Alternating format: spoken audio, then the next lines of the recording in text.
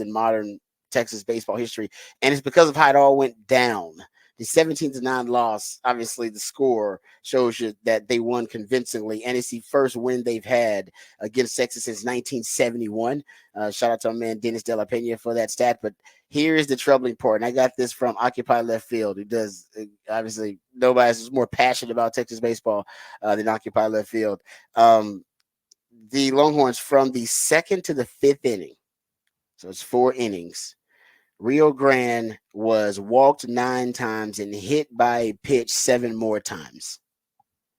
16 free passes in 4 innings, which, hell, they were actually the 9 hit batters overall was, and shout out to my man Nash at Nash Talks Texas, was actually close to a record. I believe overall the record would have been 10. Like the NCAA division record is 10 for a game, and Texas had 9, so they were really close to the Division I record. Obviously, Coach Pierce took over the pitching coach duties, and that's where the issues are for Texas baseball right now. That performance was an all-time kind of meltdown of a performance by the Texas pitching staff. Overall, there were 10 UT pitchers that issued walks or free passes, I should say. And like I said, 9 hit batters overall. We don't talk a ton of Texas baseball, but I know I've said this before with Texas baseball that they are that's a blue blood program, and they got really high standards. We think Texas football has high standards. Excuse me. Yeah. They have really high standards.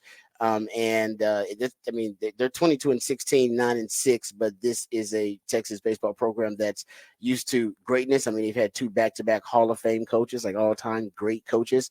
My rule of 3, our principle of 3, that is just really hard to, get 3 Hall of Fame coaches in a row, or 3 Hall of Fame anything in a row. It's just really, really tough. Odds are against you. Coach Pierce right now is in a strange place for Texas baseball. Just haven't been here in a while, because this is a really low point, and they usually don't get this low, even in just midweek games against opponents, non-conference opponents, whatever it may be. They usually don't have a performance this bad.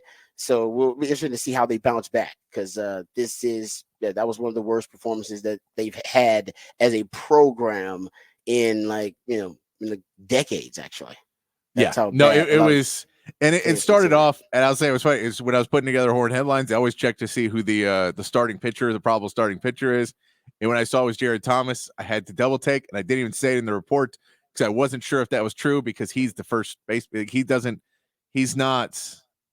He's not there. He's a fielder. He hasn't pitched since high school, and he was your starting pitcher. And honestly, he only gave up 2 runs. It wasn't like a home run. They start off the game. He allowed a home run and then hit a home run. Did he not? In the first inning. That's how you know it's gonna be freaky. That was a freaky, weird omen. To have somebody allow a home run and then hit a home run. It's like, whoa, that's weird. And so you say, I don't know why he was out there. I get you're trying to figure out your pitching, and you've had a couple things go wrong for you this year, but this is. We talked yesterday about Rodney Terry, kind of this is his roster and starting to put himself onto this is where you need to perform.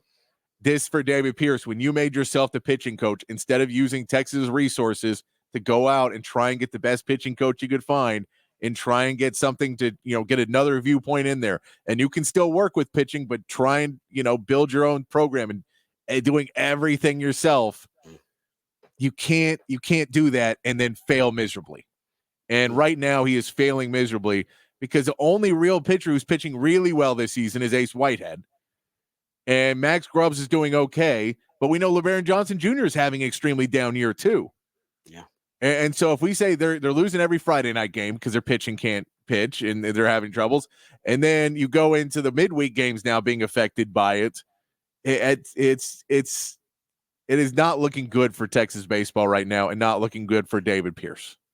7 of the 17 runs allowed by Texas versus Rio Grande were scored as a result of a walk. With bases loaded. Shout out to my man Nash, Talks Texas, for that stat.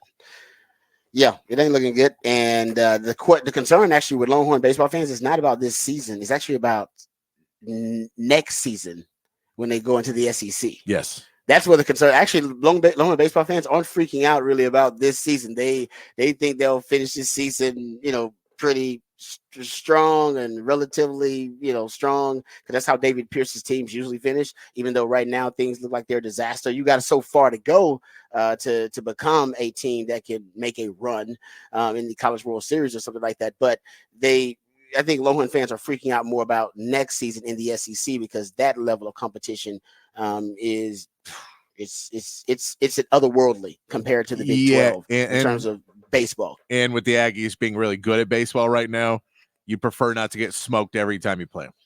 Man, they got a bunch of like basically blue blood baseball programs in the SEC.